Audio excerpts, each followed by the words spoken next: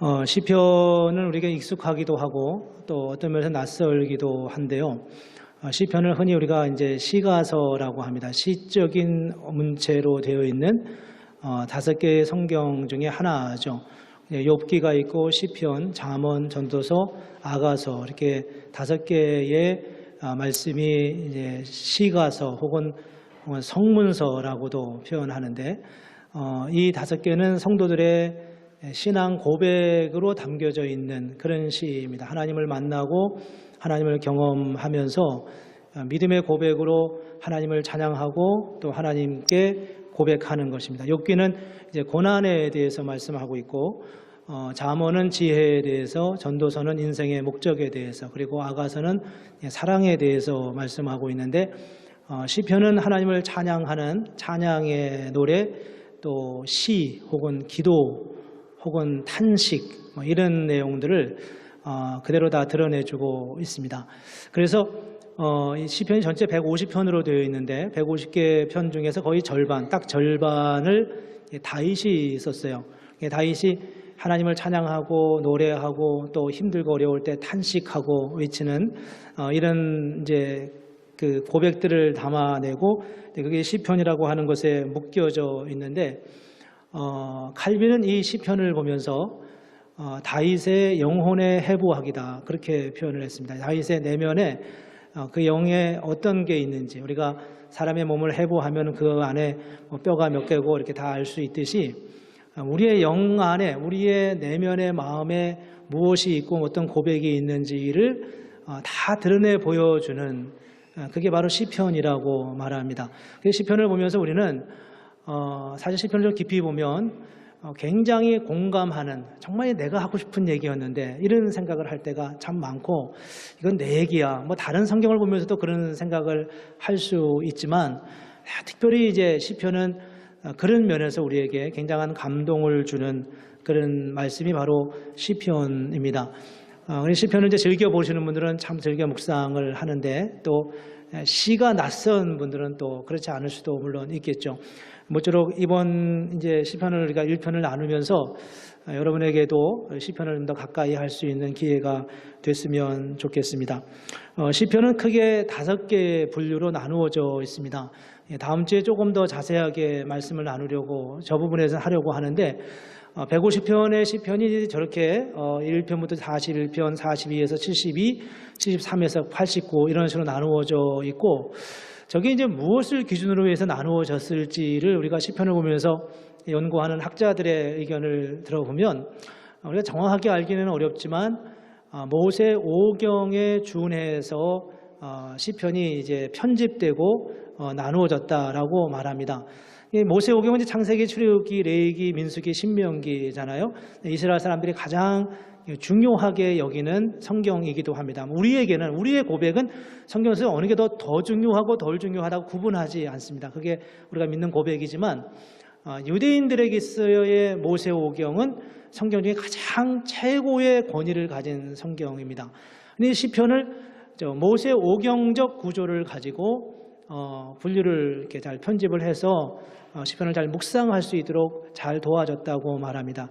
이제 각각 5개의 모세오경이 무슨 의미를 가지고 있냐 하면 창세기는 창조에 대해서, 출애굽기는 구원에 대해서, 레위기는 또 거룩에 대해서, 그리고 민수기는 훈련에 대해서, 신명기는 약속에 대해서 말씀하고 있고 저런 큰 카테고리를 가지고 시편도 나누어져 있다는 것을 이제 보여주고 있습니다. 근데 저기에 모든 시편을 다 맞춰서 읽으려고 하면 좀 어렵습니다. 꼭 그렇지는 않습니다. 그렇지만 전체적인 흐름을 보면 저 말씀이 상당 부분 우리가 이해될 수 있는 그런 것을 알게 됩니다. 그 중에서 이제 우리가 오늘 시편 1편을 보는데요. 시편 1편은 시편 150편 전체의 서론적인 의미를 가지고 있습니다. 이 서론적인 의미라고 가지고 있으면 우리가 이제 일단 좀 왜 그렇게 말할 수 있지? 이런 생각이 들죠. 왜냐하면 시편 하나하나가 다 각각의 독특한 상황에서 지어지고 쓰여졌을 텐데 그렇게 각각 독특한 상황에서 쓰여진 시 중에 하나를 시편 150편 전체의 주제나 어떤 시편을 보여가는 그런 어떤 입구처럼 이렇게 여길 수 있느냐 이런 질문이 이제 있을 수 있습니다. 제가 이제 그런 질문을 했었고요. 그런데 사실은 이제 시편은 이건 이제 다음 주에 더 나눌 말씀인데 시편 중에 한 50편, 60편 정도가 저자가 미상이에요. 저자가 나와 있지 않아요. 근데 저자가 나와 있지 않다고 하는 것은 누가 썼는지 모르는 채 전해 내려오는 시도 있고 또 어떤 시는 이스라엘 민족이 바벨론의 포로로 잡혀가 있을 때 이 시편을 그들이 묵상하면서 그동안에 다 흩어져 있던 시편들을 모으면서 그 가운데서 이제 그 일을 정리하는 과정들이 있었을 것이고 그런 가운데서 에스라나 이런 그 당시 굉장히 믿음의 사람들을 통해서 고백된 이 시편을 하나로 묶을 수 있는 그런 고백적 시로다가 시편 1편이 쓰여졌을 것이라고 그렇게 말합니다.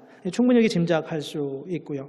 그래서 이제 오늘 시편 1편은 어떤 면에서 보면 시편 전체의 고백이고 시편 전체를 하나로 아우를 때, 하나로 묶어낼 때 과연 그 시를 어떻게 고백할 수 있느냐 이런 점에서 시편 1편을 우리가 볼 수 있습니다. 그런 전제를 가지고 우리가 시편을 볼 때 시편 1편 1절을 오늘 우리가 1절과 2절을 볼 건데 1절에 이렇게 시작하잖아요. 우리가 한번 같이 읽어볼까요? 복 있는 사람은 시작. 복 있는 사람은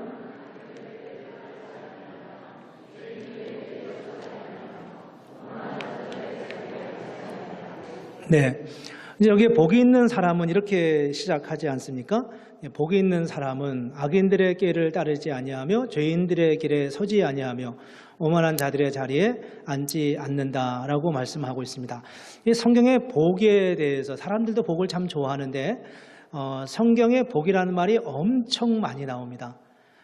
일일이 이제 복이라는 말이 다른 맥락 속에서 복이라는 글자가 붙을 수도 있지만 대충 계산하면 약 1000개 정도, 1000번 정도 복에 대한 숫자가 나와요.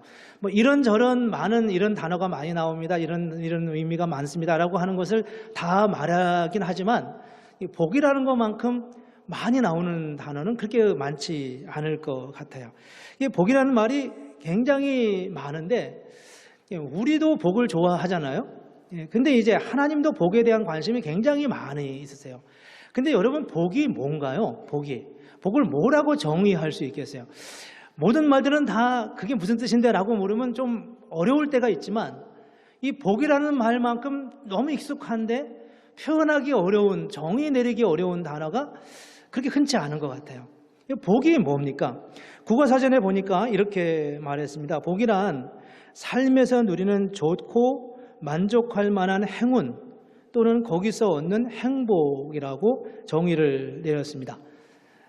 만사가 잘 진행되고 잘 살아가지는 거예요.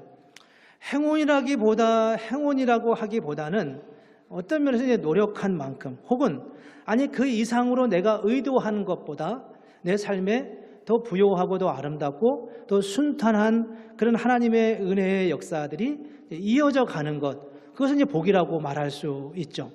하나님께서 아담과 하와를 만드셨어요. 그리고 에덴 동산에 살게 하셨습니다. 그때 그 상태는 바로 하나님이 말씀하신 복된 상태 아니겠어요? 나가면 먹을 게 있고 그들이 노동을 안 한 건 아니었지만 그들의 노동이 수고롭고 힘들고 짜증나고 어렵고 왜 이런 걸 해야 되나 이런 류의 노동이 아니라 정말 매 순간마다 즐겁고 기쁘고 유익한 그런 삶의 모습이 아닐 수가 없었을 거예요. 우리가 에덴 동산을 잘 가늠하지 못하지만 에덴 동산은 분명히 복된 동산이었음에 틀림이 없을 것입니다. 그런데 이제 아담과 하와가 하나님 앞에 죄를 범하면서 하나님으로부터 멀어지고 에덴 동산에서 추방되었어요. 그러면서 이제 인간에게 어떤 그 하나님의 은혜를 누릴 찬스를 잃어버리고 복을 잃어버린 존재가 되었죠. 복을 잃어버리고 계속적인 인간의 운명, 인간의 인류 역사 속에 어렵고 힘든 삶들이 이어지면서 대표적으로 노아의 홍수가 일어나고 바벨탑이 무너지는 인간이 만들어 놓은 그런 문명과 이런 것들이 다 무너지고 파괴되고 분열되는 사건들이 일어나게 되죠. 인간에게 불행이 찾아왔습니다. 하나님이 당신이 만드신 피조물들인 또 당신의 형상으로 만든 인간이 당신이 원래 의도한 대로 그렇게 복을 누리며 살아가는 삶이 되지 않자 하나님이 인간을 구원할 계획을 세우죠. 그러면서 창세기 12장 1절 이하에 보면은 하나님이 누구를 부르시냐 하면은 바로 아브라함을 부르십니다. 한 사람을 부르면서 온 인류를 구원할 계획, 엄청난 계획을 세웁니다. 그 모든 계획을 세우면서 그들을 주님이 원래 의도하신 복된 하나님의 사람 삶을 누리게 하기 위해서 그것을 초청하는 그 과정이 이제 창세기 12장에 나와 있어요. 근데 거기 12장 2절과 3절에 보면은 하나님이 아브라함을 부르시면서 뭐라고 말씀하냐면 저렇게 말씀합니다. 2절, 3절 같이 한번 읽어볼까요? 시작. 내가 너로 큰 민족을 이루고 내게 복을 주어 내 이름을 창대하게 하리니 너는 복이 될지라. 너를 축복하는 자에게는 내가 복을 내리고 너를 저주하는 자에게는 내가 저주하리니 땅의 모든 족속이 너로 말미암아 복을 얻을 것이라 하신지라. 저기에 복이 몇 번 나옵니까? 금방 세셨나요? 예, 4번 나오고 축복이라는 말까지 합치면은 5번 나오게 됩니다. 축복과 복은 다른 의미입니다. 축복은 복을 빈다라고 하는 말에서 하나님은 축복하지 않습니다. 하나님은 우리를 복을 빌어주지 않는 분이에요. 하나님은 우리에게 복을 주시는 분이죠. 복을 빈다는 것은 우리가 축복하는 겁니다. 우리가 누구를 위해서 축복하는 거죠. 복을 빌어주는 거죠. 저 사람이 잘 되기를 하나님 원합니다. 이런 의미입니다. 물론 이제 국어 사전적 의미이긴 하지만요. 복이 4번이나 나와 있어요. 저만큼 하나님이 복에 대한 관심이 많은 거예요. 인류 구원의 역사를 위해서 아브라함을 부르시면서 그를 복되게 하고 그로 인하여 다른 사람들이 복을 받기를 원하는 겁니다. 요한계시록 마지막에 이제 20장 이하에 보면은 또 복에 대한 말씀이 나와 있는데 거기 이렇게 요한계시록 20장 6절에 보면 이 첫째 부활에 참여하는 자들은 복이 있고 거룩하도다라고 말씀합니다. 22장 7절에 보면은 보라 내가 속히 오리니 이 두루마리의 예언의 말씀을 지키는 자는 복이 있다. 자기 두루마리를 빠는 자들은 복이 있다. 복에 대해서 하나님이 얼마나 많이 말씀하는지 모릅니다. 성경은 처음부터 마지막까지 복에 대해서 말씀하고 있어요. 그 복이 하나님이 우리에게 주시고자 하는 본질의 모습입니다. 하나님의 은혜는 그 복으로 향하여 가는 수단일 수 있고요. 사랑은 하나님이 우리를 향하여 주시는 당신의 본성이라고 말한다면 하나님이 우리에게 주시기 원하는 우리의 삶이 장차 구원받은 하나님의 사람으로 우리가 구원받은 하나님의 사람으로 현재와 장래의 하나님의 나라에 갔을 때 우리의 모습을 가장 한마디로 정의한다면 우리의 모습은 어떤 삶이겠습니까? 그것은 바로 복 있는 삶이라는 겁니다. 그게 바로 오늘 시편 1편 1절에서 말하는 소두인 거예요. 많은 사람들이 기쁘고 즐거울 때, 힘들고 어려울 때, 삶의 즐거움과 어려움과 고난과 아픔이 있을 때마다 하나님을 찬양하고 기도했고 탄식했고 노래했고 찬양했습니다. 그게 150개의 시로 묶어져 있어요. 그걸 하나로 묶어낼 수 있는 한마디를 말한다면 그것은 바로 복 있는 사람이라는 겁니다. 그게 바로 성경의 관심이었고 주님이 우리에게 말씀하시는 메시지의 핵심이었습니다.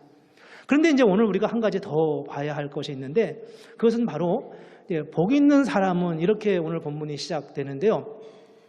사실 이 말씀을 이제 원어적으로 히브리어 원어를 제대로 자세히 보면 그 말씀을 문자적으로 그대로 번역을 하면 복 있는 사람은 이렇게 번역되지 않고 그 사람의 복은 이렇게 시작돼야 더 옳습니다. 그 사람의 복은 이 둘 사이의 차이가 뭔가요? 주어가 바뀌었어요. 복 있는 사람은 악인의 길을 쫓지 아니하고 오만한 자의 자리에 앉지 아니하고 죄인의 길에 서지 않는다. 복 있는 사람은 그 사람은 그렇게 산다. 이렇게 말하면 마치 의무처럼 느끼기도 하고 마땅히 그래야 되는 것처럼 느끼기도 하는데 그 사람의 복은 악인의 길을 쫓지 아니하며 이러면 이 말의 의미는 어떤 의미가 되냐면 악인의 길을 쫓지 않는 것 자체가 꼭 그 사람의 복이라는 겁니다. 죄인의 길에 서지 않는 것 자체가 곧 복이라는 거예요. 악인의 길을 쫓지 않으면 그로 인하여 복이 우리에게 임한다. 이제 우리가 일반적으로 그렇게 생각하잖아요. 그게 힘들긴 힘든 일인데 그렇게 살면 복을 주시오. 하나님 복을 받을 거야. 이렇게 생각하는 게 우리의 일반적인 생각이지만 사실 원어는 그 사람의 복은 그가 오만한 자의 자리에 앉지 않는 것 자체가 곧 복이다. 다른 게 복이 아니다. 복은 그것이고 거기서부터 복이 시작한다. 이렇게 말씀하는 겁니다.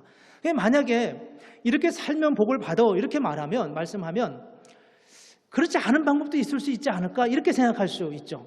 그러나 이 자체가 복이다라고 말하면 생각은 많이 바뀌어지고 달라질 수 있습니다.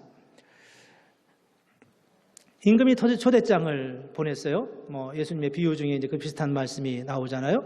초대장을 보내놓고 거기다가 초대장에다가 날짜와 그리고 시간과 그리고 장소와 또 복장, 드레스 코드까지 이렇게 다 적어서 이제 우리에게 보냈습니다. 근데 그 초대장을 받고서 내가 이제 임금의 잔치에 참여하려고 하는데 이 거추장스러운 거예요. 왜 꼭 그날 가야 되지? 왜 꼭 그 시간에 가야 되지? 왜 꼭 그 옷을 입어야 되지? 왜 꼭 그 자리로 가야 되냐고요.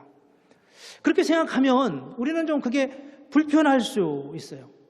그런데 사실은 그래서 나는 그 시간에 안 가겠습니다. 다른 시간에 가겠습니다. 이걸 우리가 마치 율법적으로 생각하면 그런 개념이 되는 거예요. 왜 꼭 그래야만 복을 주시냐고요.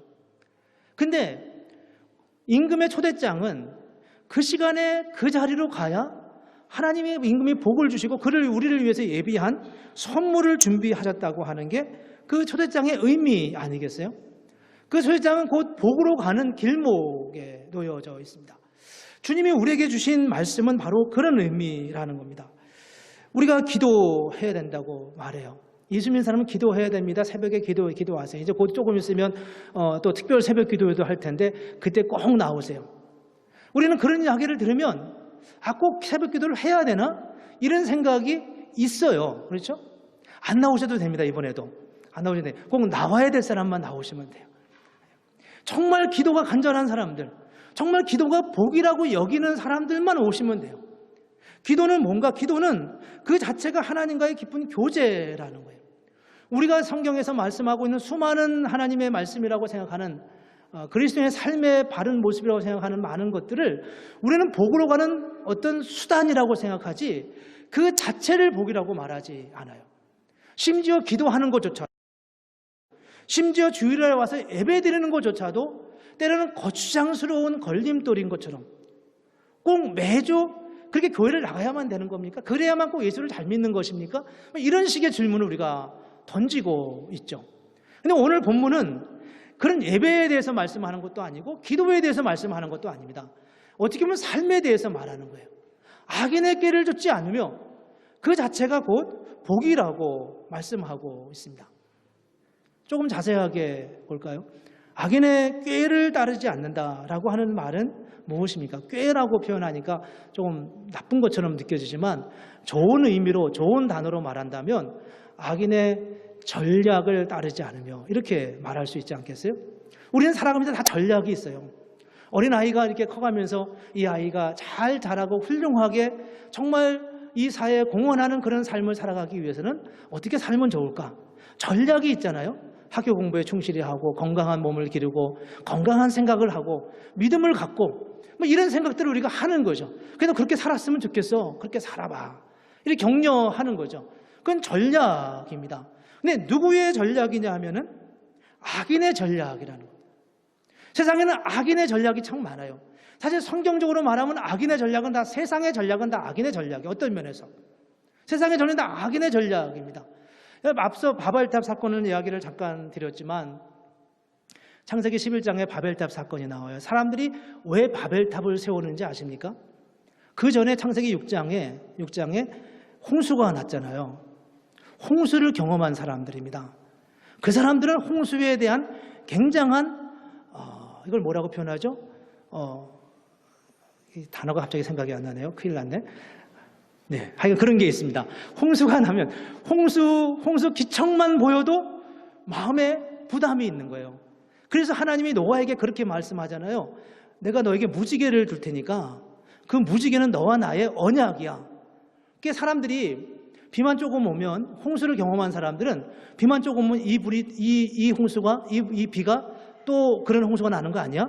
이런 생각을 갖게 돼 있다는 겁니다. 우리가 생각했던 거하고는 전혀 다른 관점에서 비를 보는 겁니다. 노아의 마음이 얼마나 두려웠겠어요. 아니 첫 번째 하나님의 심판은 방주를 지어서 그렇게 하나님의 은혜로 구원을 받았지만 또 비가 오면 비가 올 때마다 내가 혹시 이번에 주님의 음성을 듣지 못한 거 아니야? 지난번에는 120년 동안 하나님이 미리 알려주셔서 그 어마어마한 방주를 짓고 그렇게 이제 살게 됐지만 이제 오는 비는 그런 게 아니지 않겠습니까? 여기서 그들이 두려움을 갖게 되는 겁니다. 그게 주님이 약속하신 거에 무지개를 주시면서 내가 다시는 이 세상을 절대로 홍수로는 멸망시키지 않겠다. 비가 와도 염려하지 않게 하시는 거죠. 그런데 어떤 사람들은 그렇게 약속하신 하나님의 약속을 거부하고 하나님이 진짜 신이라고 하는 존재가 다시 우리를 위협하고 우리를 엄습해도 절대 우리는 그 신 앞에서 굴복하지 않을 거야. 우리는 무너뜨리지 못하게 할 거야. 이러면서 쌓기 시작한 게 바벨탑이라고 사람들은 말합니다. 그렇잖아요? 왜 그렇게 하늘에 닿는 답을 쌓았을까요? 그건 바로 또다시 홍수가 일어나도 자기들을 지배할 수 없게 만드는 겁니다. 그 탑이 얼마나 높았는지는 몰라도 그 고대 문명은 우리의 상상을 뛰어넘을 만큼 굉장히 발전된 고대 문명이 있었다는 것은 지금도 역사가들이 증명하고 있습니다. 그들의 문화가 우리의 상상을 뛰어넘을 만큼 엄청났어요. 그렇지만 그들의 전략은 악인의 꾀였습니다. 하나님을 거부하는 거였어요. 그들의 계획은 선한 것인 것 같고 인간을 정말 홍수로부터 또다시 일어날 홍수로부터 멸망되게 할 것 같이 느껴졌지만 사실은 그것은 인간의 전략이었고 악인의 전략이었습니다. 복 있는 사람은 어떤 사람이냐? 하나님의 복을, 하나님의 뜻을, 하나님의 전략을 받아들이고 그분과 함께 걸어가는 게 바로 주님이 말씀하시는 복 있는 자의 삶이라고 말씀하고 있습니다. 두 번째는 죄인들의 길에 서지 않는다 그랬습니다. 죄인이라고 하는 말은, 죄라고 하는 말은 뭐 헬라어, 히브리어 다 있지만 한마디로 말하면 관역을 빗나가는 겁니다. 관역을 빗나가는 거예요. 같은 방향을 향하여 총을 쏘고 있는 것 같은데, 같은 방향을 향하여 활을 쏘고 있는 것 같은데 어떤 살은 관역을 빗나갑니다. 어떤 사람은 정확하게 종조준해서 표적을 맞추게 되고요. 우리의 죄는 어떤 것이냐 하면 사실 하나님의 뜻을 따라 살아가고 있는 것 같은데 우리도 모르는 사이에 관역을 향해 다가가면 다가갈수록 전혀 다른 방향을 향하여 가고 있는 그런 모습이 바로 죄인의 길이라고 말씀하고 있습니다. 그게 바로 성공하는 길 같지만, 바른 길 같지만 그냥 이렇게 말로 들으면 그럴듯하고 아름다워 보이고 있긴 하지만 사실은 관역을 빗나가는 그런 삶이 바로 죄인의 삶이라고 말합니다. 세 번째는 오만한 자의 자리라고 했습니다. 오만하다고 하는 말은 뭐 조롱하다, 비웃다 그런 말이죠. 오만은 다른 사람을 비웃는 거예요. 다른 사람의 전략을 비웃는 거죠. 심지어는 하나님을 조롱하고 하나님을 비웃는 게 바로 오만한 자의 삶의 모습입니다. 겉으로 그럴듯하게 성공적인 삶을 살았고 내가 한 어떤 일에 업적을 이루게 되면 사람들은 오만해지기 시작해요.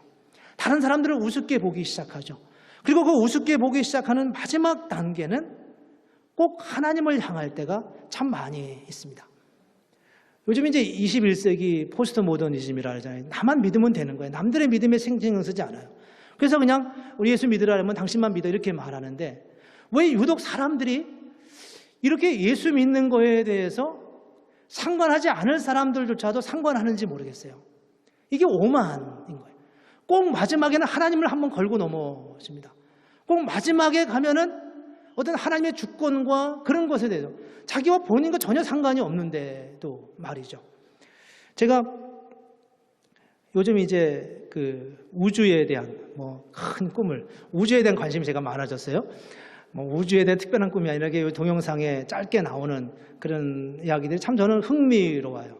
하나님이 나중에 이제 우리가 정말 천국이라고 하는 새로운 세상이 어디일까 모르지만 그곳을 가면 하나님 우리를 어떻게 할까? 이 우주가 우리의 우주 안에 2천억 개의 별이 있고 그만한 우주가 1,000억 개가 또 있다고 과학자들이 말하는데 그 우주를 다 하나님이 만드셨다고 우리가 고백한다면 그 우주를 다 쓸모없게 하기 위해서 그렇게 만드셨을까? 그 중에 나한테 별을 몇 개는 주지 않으실까? 이런 생각을 제가 하면서 우주에 대한 관심을 제가 이렇게 가끔 가져요. 우주가 정말. 근데 이 태양계에서 제일 가까운 우주를 빛의 속도로 가려면 6년인가 얼마가 걸린대요. 그 뭐 옛날에 어떤 영화에 의하면은. 어쨌든 그래서 제가 이제 관심이 있게 이제 보는데, 지난번에 이제 얼마 전에 제가 어느 그 동영상을 봤어요. 보고서 굉장히 흥미롭게 한참 보고, 거기 내용이 이제 이런 겁니다. 우주의 종말이 지구의 종말인가 우주의 종말인가, 이 태양계의 우리의 지구의 종말이 언제 오냐, 이런 주제에 대해서 이제 그분이 아주 흥미롭게 이렇게 썼는데, 거기서 이제 소개한 게 두 가지였어요. 하나는 이제 태양의 종말이고, 태양의 죽음이라고 표현을 했어요. 태양이 사라지는 단계가 오고, 또 하나는 이제 운석에 의해서, 유성에 의해서 이제 지구가 멸망할 가능성에 대해서 확률적으로 이렇게 설명을 하더라고요. 그런데 그 태양이 죽는데, 태양이 지금 이렇게 활활 타지만 언젠가 식지 않겠습니까? 그러면 이제 한 100색 외성이 된다는 거예요. 그때까지가 몇 년 걸리냐면은 50억 년이 걸린다고 합니다. 염려하지 마세요. 그때까지 살 거 아니시니까 50억 년이 걸린다는 겁니다. 도대체 50억 년이 얼마인지 생각하세요? 상상하세요. 이건 1000년이 아닙니다. 10,000년도 아니에요. 10만 년도 아니에요. 100만 년도 아니고 1000만 년도 아니고, 1000이 두 번째 왔어요. 10,000만 년이라고 말해야 되나요? 1억 년도 아니고 50억 년이라는 겁니다. 그때가 되면 이 태양이 뭐 외색 유성인가 뭐 이렇게 된다고 한다는 거예요. 굉장히 흥미롭다. 뭐 그때가 내가 살 건 아니지만 그렇다, 이렇게 생각을 한참 하고 있는데, 갑자기 그분이 이런 말을 했습니다. 그 이제 자막까지 나오면서 했는데, 제가 그걸 캡처를 했어요. 이렇게 말했습니다. 태양계 최후의 날은 도덕적 심판과 상관없이 일어날 것이며, 선택받아서 살아남는 사람은 한 사람도 없을 것이다. 저렇게 말했어요. 그래서 제가 깜짝 놀랐어요. 아니 50억 년 후에 일어난다면서요. 근데 왜 저분이 저렇게 이야기를 했을까? 태양계 최후의 날은 도덕적 심판과 상관없이 일어날 것이며. 여러분, 저기에 뭔가 느껴지지 않나요? 저분이 왜 갑자기 시비를 걸지, 나한테? 이런 생각이 갑자기 드는 거예요. 왜 나한테 시비를 걸지? 이런 생각이 들었습니다.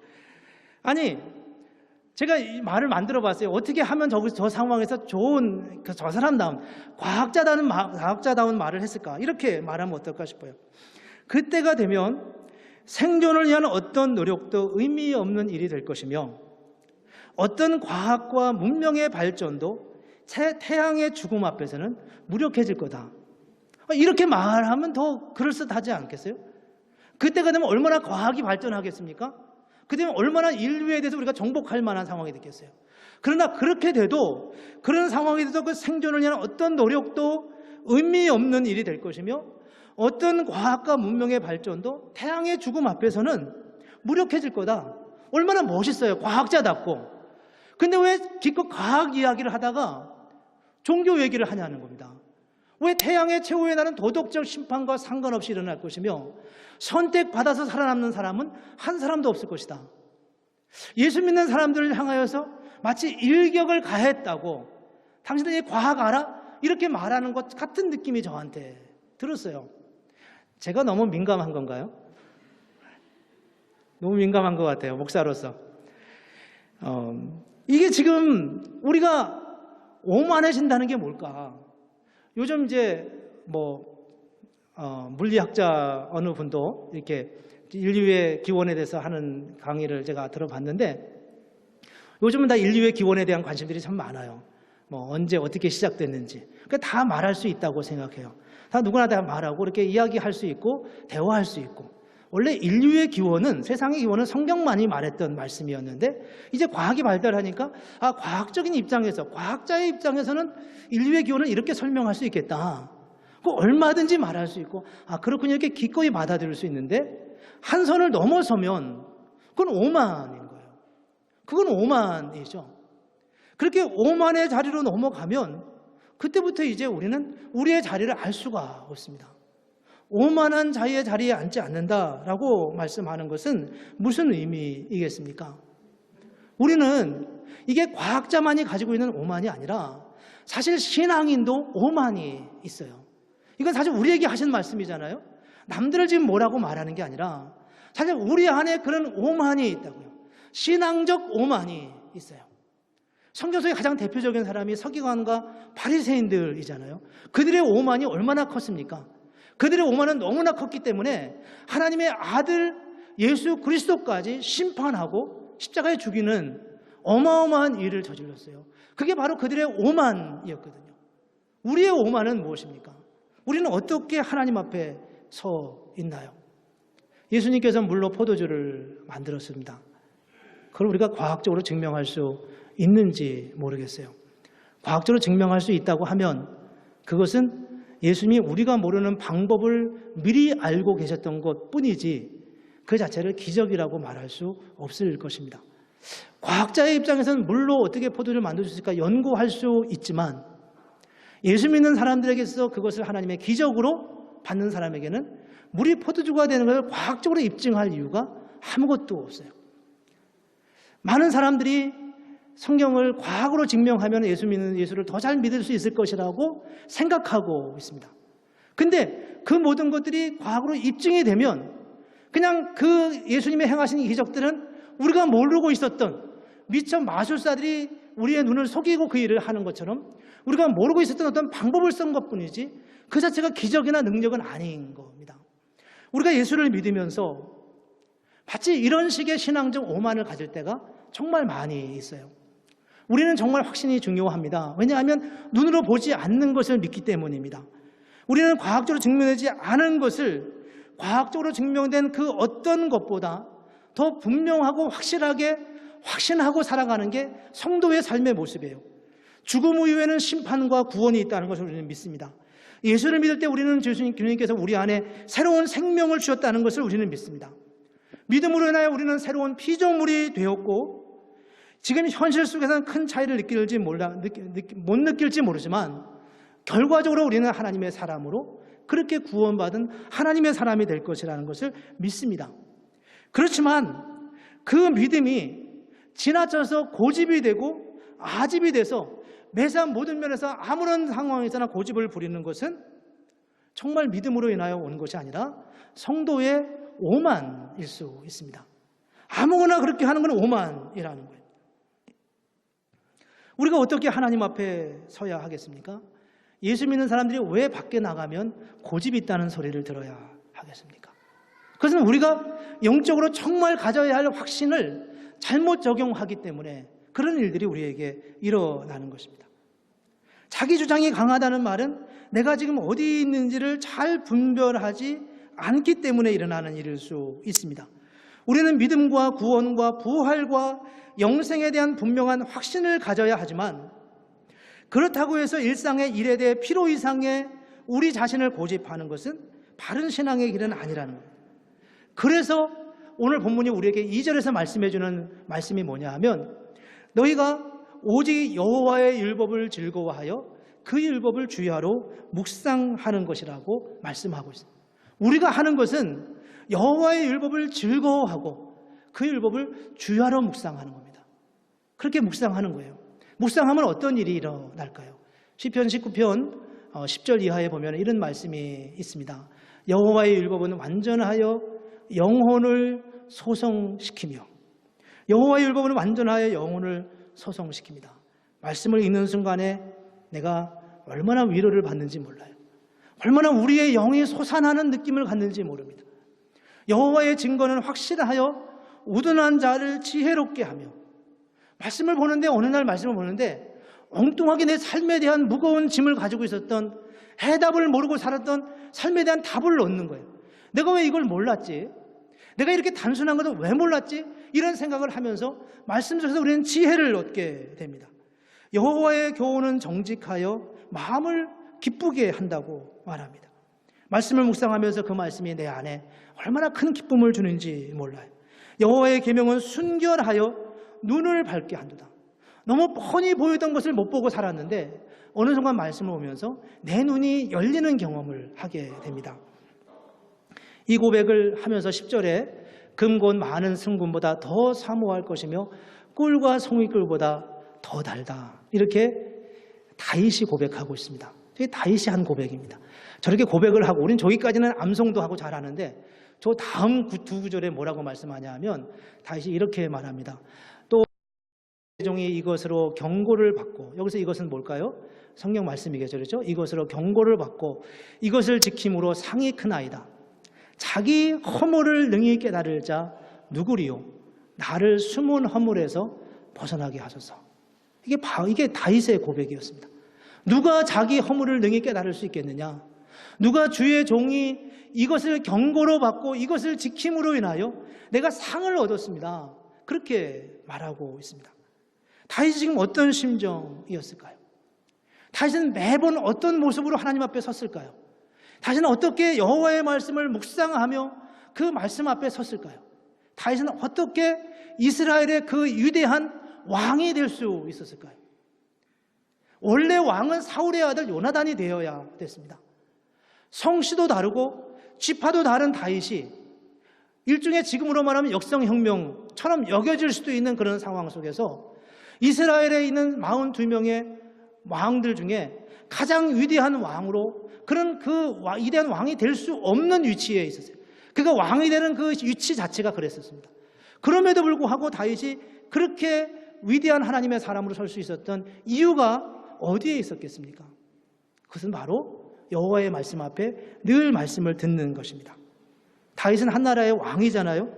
이스라엘의 최고의 왕이었습니다. 어떻게 그가 위대한 왕이 될 수 있겠습니까? 누가 감히 왕을 나무라겠습니까? 누가 감히 다윗처럼 다윗과 같은 사람에게 조언을 할 수 있겠습니까?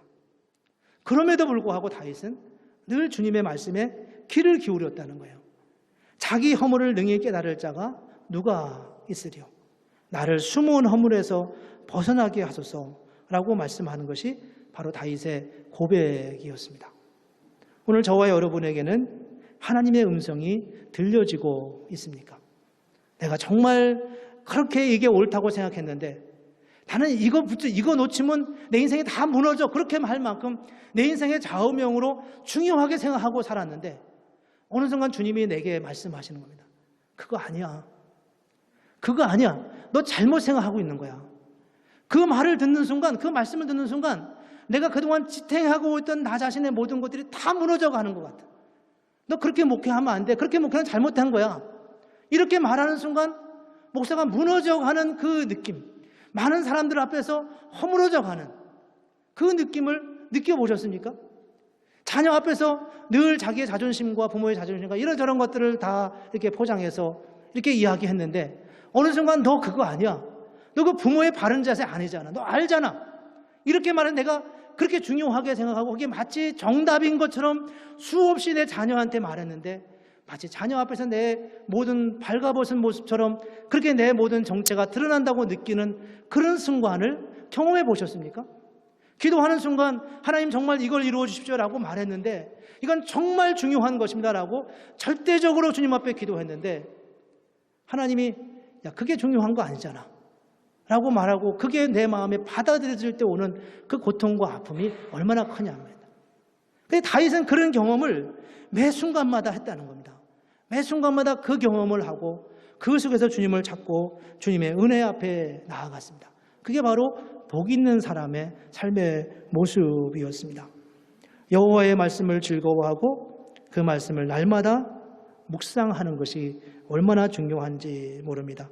2019년 한 해 올해 우리는 오직 여호와를 알자, 힘써 여호와를 알자는 주제로 한 해를 보내고 있습니다. 올해 표어처럼 정말 주님의 말씀을 잘 분별하고 악인의 길을 쫓지 않고 죄인의 길에 서지 않고 오만한 자의 자리에 앉지 아니하고 오직 여호와의 율법을 즐거워하여 그 율법을 주야로 묵상하며 그 은혜를 누리며 정말 나는 하나님의 은혜 안에서 복을 받은 자야. 그렇게 고백하고 살아가는 그런 은혜가 저와 여러분에게 있기를 주님의 이름으로 축복합니다. 기도하겠습니다. 이 시간 우리 같이 주의 말씀을 생각하면서 하나님